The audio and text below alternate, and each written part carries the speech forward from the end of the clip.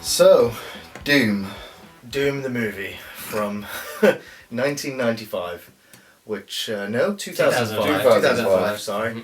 and came out just after the Resident Evil movie. So it was Resident Evil was like 2002, I think. so a few years after Resident Evil. It was in the game franchise section. Of I mean, the so movie this was industry. like the prime time of video games being turned into movies. Yeah. Doom was one of the big budget ones. I will say as well, the game came out just a year and about 3 Doom months 3. before the actual film as well. Yeah. So I don't know if I mean, they Doom had it itself going had been around for conjunction. almost 15, 20 years by the time the film came out, and then Doom 3 came out, and everybody was like, yay, new Doom! And they were like, well, we just made Resident Evil, and we just made Silent Hill, I think, and let's make Doom! It's very much modelled on the Doom 3 though, isn't it? It's graphically Absolutely. made to look Is like it? Doom 3. Yeah. Is it modelled on... Well. Well, This is the issue, isn't it, really? Like, if you're a fan of the Doom games...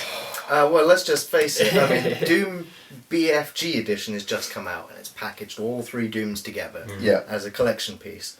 And so we've all just sat and played it through as well in the last few weeks. Yeah. And it's a retro game now to play, and Very it was old. a good experience. I enjoyed playing it all the way through again, and so we decided to rewatch Doom as well to see if maybe that was as bad or as good as it was when it came out. So Geoff, you tell us what you thought of Doom the movie. Well, yeah, Doom the movie. I think for me, it was a relatively painful experience, to be honest. Was it hell? It was pretty fucking close. This is the most annoying thing about Doom the movie, is that Doom 3, the game, was about hell opening up Yeah. in a UAC facility on Mars. Doom the movie, for some reason, seems to be about some weird bioengineering experiment gone Genetic wrong. experimentation. It's the 24th chromosome. It's like... What? She's got 24 pairs of chromosomes. Humans only have 23. But what does the extra pair do? Makes her superhuman. The extra pair makes her super strong, super fit, super intelligent. Yeah. Her So immediately there, you've got a huge disconnect between the film and the game. So there's no demons. There's no Well, cyber they're demons. wordly there's no mentioned. I mean, The, you know, ghosts and- the extent of the reference to the plotline in the game is that they occasionally slyly slip in the word hell and demon a couple of times. and then you die. And- you and- can't say the word in the film. And it almost feels like the actors are using it in a taboo way. Well, it's like Gary said halfway through. You know, they just the writers of the story just got halfway through and went, "Oh, They come from hell. they come from hell." They're not people. Yeah. Oh crap! Oh. We can't go back. We just spent like 50 million writing it. You know, we've got to carry on with the story. I mean, the plot line for the movie, you've got The Rock and his group of Marines who get a message sent to them that something has escaped. Yeah, something has escaped. No mention of teleporters, nothing. No mention of hell or anything like that. So The Rock and his crew get together with all their guns. Well, I've got to say, I mean, the opening 2 minutes or Yeah. a minute 30 of the film is really good.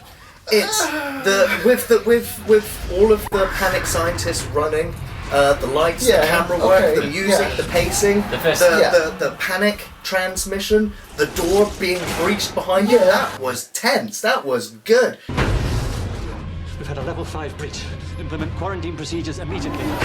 Implement quarantine procedures now.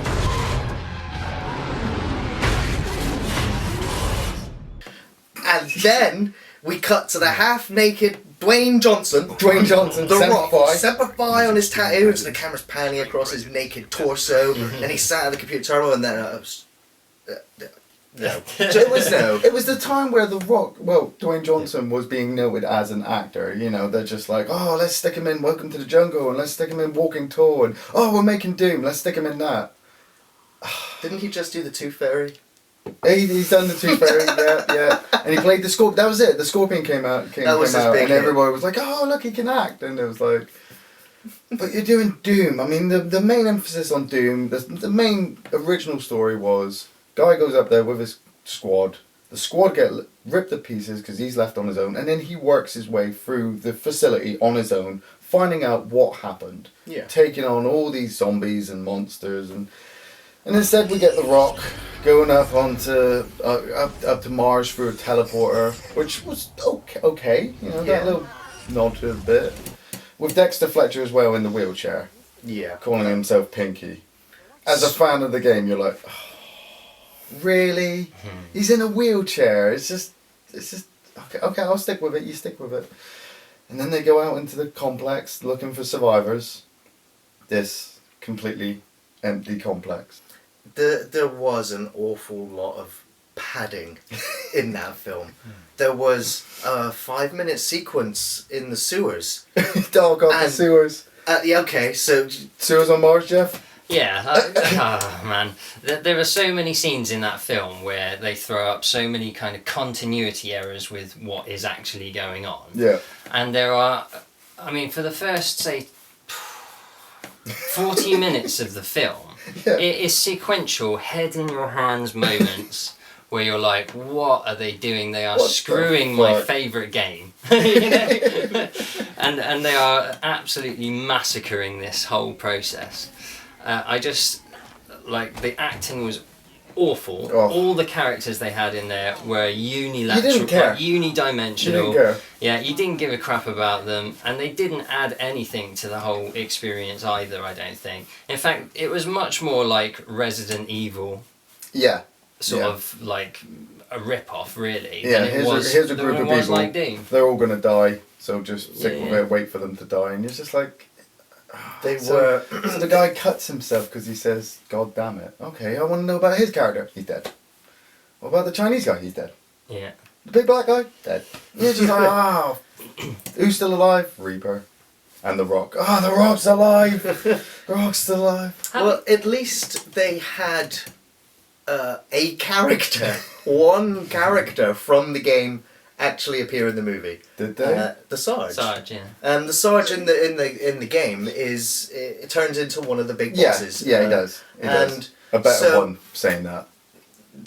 I can almost support the artistic direction they took with the film to have Sarge start to morph or become the bad guy when he mutates, because that is exactly what happened in the game. So you can kind of see tendons of thought from the game to the movie, disregarding Hell still.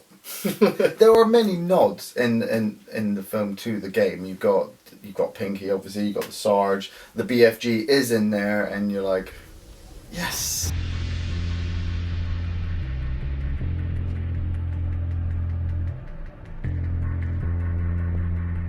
Big fucking gun.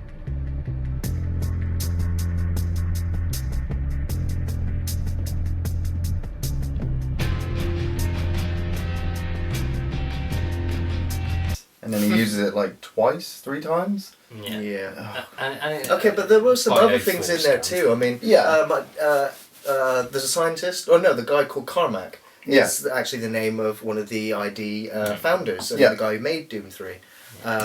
This is how geeky you can get with this. The key code that they put in to get to the BFG is the cheat code from Doom 3 to get all weapons and ammo. Nerd alert! So there are the ID logo sound plays in that film in a couple of sequences. There are sound effects from the game in the movie, so they've borrowed so much. They've worked in tandem with these people. Yeah. But it all built up to that 4-minute is about 4 minutes. The fight sequence. The one shot. Oh god, yeah. Action sequence towards the end. Yeah. The whole film was padding before and after that sequence, to make that sequence Yeah, what it was. they should have just made the whole film that one sequence. You know, just follow it all the way through from that guy's view. You know, Carl Urban wouldn't have minded. He just spent the last movie completely under a That's it, helmet. yeah, Carl Urban. I can't disagree. Carl Urban in this film is the Doom guy. I would say him and Dexter Fletcher were probably the only two actors in this movie. Yeah. The rest were just filler. They just delivered cliched lines, and it was so weak. The problem I find is that this whole film is based on Doom, which is based on the hell. You know, the main emphasis on Doom is hell. There's not one nod to hell throughout this whole film. And I'm just like, what are you doing? You know, is it a religious thing? Are you scared you're going to get people sending you messages that they're going to blow you up because you mentioned God and hell and demons and all that? But it's Doom, you know, you're supposed to have flying, flaming skulls and, you know, invisible pinkies and things jumping out of the walls. And, you know, instead we get a guy talking about how he wants to take a shit.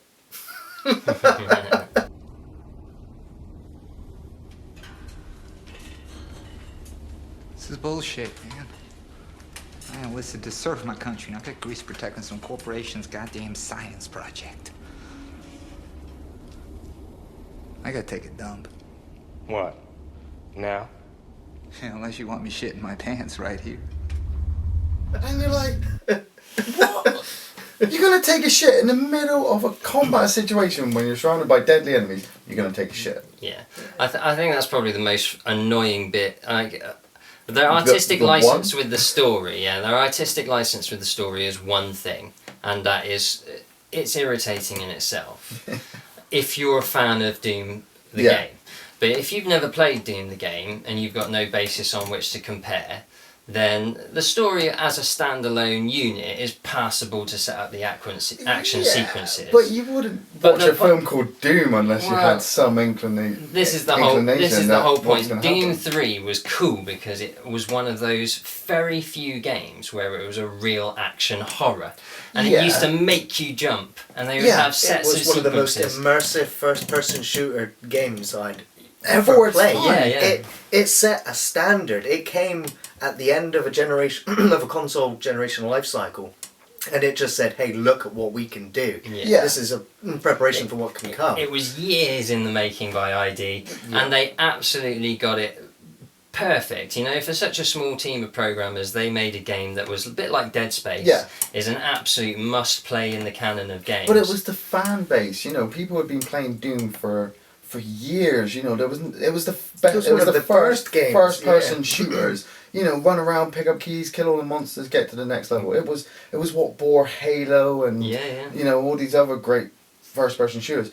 And then they bring out Doom 3 and you're like, brilliant, they've just taken what Doom was, made it 3D and up the ante of scaring us.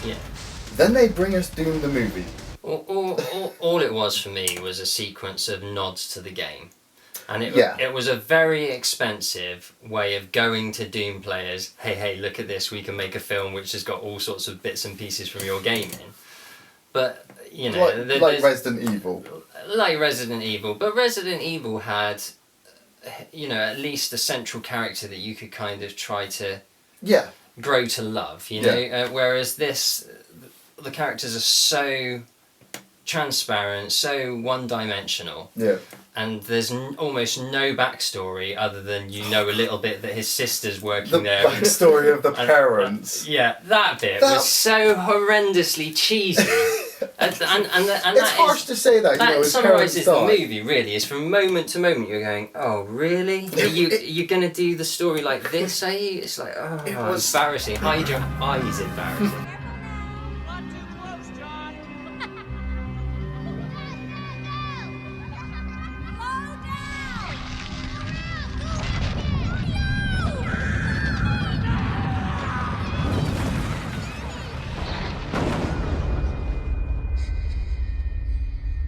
Something happens. It sounds like a cave-in or something, and then he's there crying, and I'm like, you don't even see it. You don't see it. You just see Carl Urban's face, like, and then the Rock comes in. Is this where it happened? Did you find the door? What? What happened? What happened? Were they crushed with boulders? Hell Knights? No. Let's just get back to the shooting. There's nothing in the movie that like gave it any depth. No. There was nothing in the movie that really revealed any plot line at all. Yeah. To be honest with you, the first 40 minutes just felt like a kind of a chore to get through to get to the last action sequences. Yeah, it's just... Which I've got to say, the last action sequences were quite enjoyable. Yeah, the first person sequence, the fight sequence with the rock, that's fun, but everything else is just filler, guys in plastic suits, you know, people eating mice, you know, naked... You have that naked woman. When was there a naked woman in Doom? Maybe it needed one. And then they shoot, they just blast her across the wall. Okay, she wasn't going to attack them. But, I mean, you're just like, okay, so you're just killing everything aimlessly now. Towards the end, they're just like, yeah, just shoot everything. I still enjoyed parts of the film. When the tension built up and they did it well, when there's a sequence where Pinky is still alive and he's got a life form outside, and it's about to breach through, and it might get to Earth. The chainsaw. The massive chainsaw was impressive. Whether it could cut through steel or futuristic steel, like I don't know. stick. But the size of that chainsaw, this goes back to Dune. Why are there chainsaws on Mars? Fuck it, they're there. They might as well have a purpose, and they might as well be able to cut through anything. So that's the only reason I can give it. And that chainsaw did look amazing on that Hell Knight. So, I mean, in a way, we did in a way enjoy it. I actually enjoyed it now a hell of a lot more than when it first came out, because when it first came out, I fucking hated Doom the movie, because I just had an amazing experience with the Doom game. Yeah. But rewatching it now, there are parts of the film that work, where there is signs of thought behind the filmmakers, and there was nods to Resident Evil in the Aliens movie, but they did them well. They didn't ham it up to the nth degree. No. To the point where I'd say that this is a very good bad movie, and I enjoyed quite a bit of it. I think I probably would have preferred to be very drunk whilst watching it, because there are parts that are very boring and padding. But once it gets to the action sequence, once they're being attacked by like 50 zombies that are coming at them, and there's gunfire and there's shell casing fire, the camera's moving, it's back to Doom. You've got the big zombie with the wrench, you know, you've got this it wasn't in the game, but you've got that nano door, and the imp, the Carmack imp that gets, or the doctor that gets stuck in it, looked fantastic. See, that as a fan, I the nano walls I kind of see as those invisible walls from the old Doom. They're like secret rooms. Yeah, you didn't know they were there, and then you walk up there and you're like, oh my god, there's a health pack. You know, for me, I like this film. It's a once a year kind of guilty pleasure. I have to watch Doom like I have to play the game. You know? It's like once you finish the game, it's like, oh, I still want a little bit more. I'll watch the Doom movie and then forget the whole thing. I think we could probably all safely say that the best sequence in the entire film is that first-person shooter sequence. I don't think there's any other scene that beats that. I don't know, the conversation between the sister and the black guy, you know, when he's chatting her up, you know, that made me think, oh yeah, this is Doom, you know. You get me a bone saw? Yeah, I'll get you a bone saw.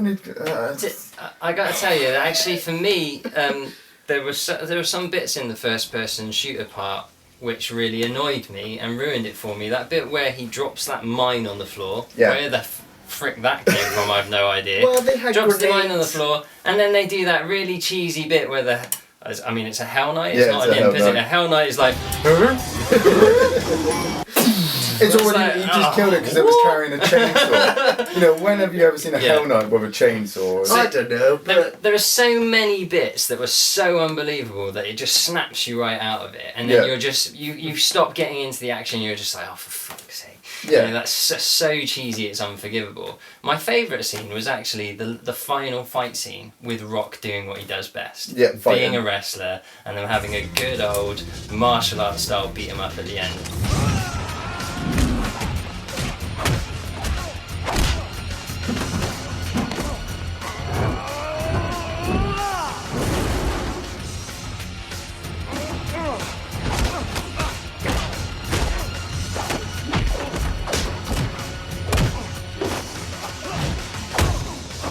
was good action, and with the relatively exciting, mostly exciting, good bits of the first-person shooter, it was a good finale to the film. And obviously the BFG looked really cool in the graphics and the way it all melted stuff and stuff. So that whole last 15 minutes of the film, I mean, you could almost call that all one big enjoyable bit.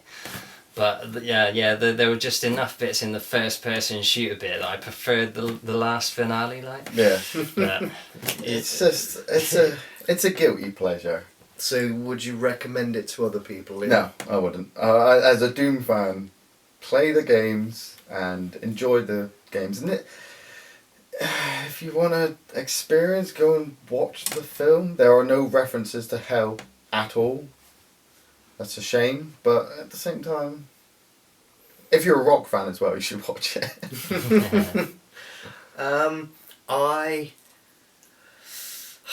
I'd recommend watching it.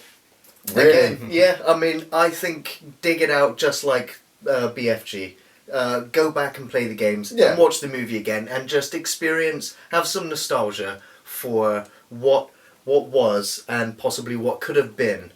But there are enough enjoyable moments in the film still to switch your brain off and just watch some really good gore. Like that imp, when it explodes fantastically. The blood's dripping from the ceiling. It's got imagery from Doom in there. The Pinky monster itself looked incredible. With the damage when it's got the flashlight sticking out the top of its head. It was really, the action sequences were very well put together. So I think there's enough in there to warrant watching it again.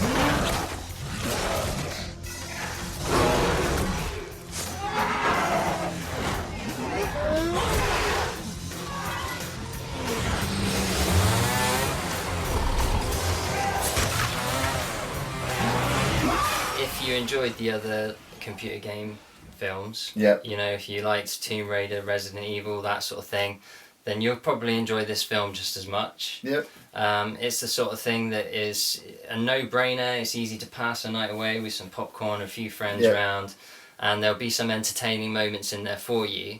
But don't go in thinking you're going to watch a good film. And if you're a fan of the game, be prepared to be quite irritated by it. If you have never played Doom 3, then sure, watch Doom the movie. Then play Doom 3. And then find out what Doom was really all about and why Doom was so cool. If only it was in that order. Yeah, but if you're already a fan of Doom, then you're probably going to be a little bit annoyed by it.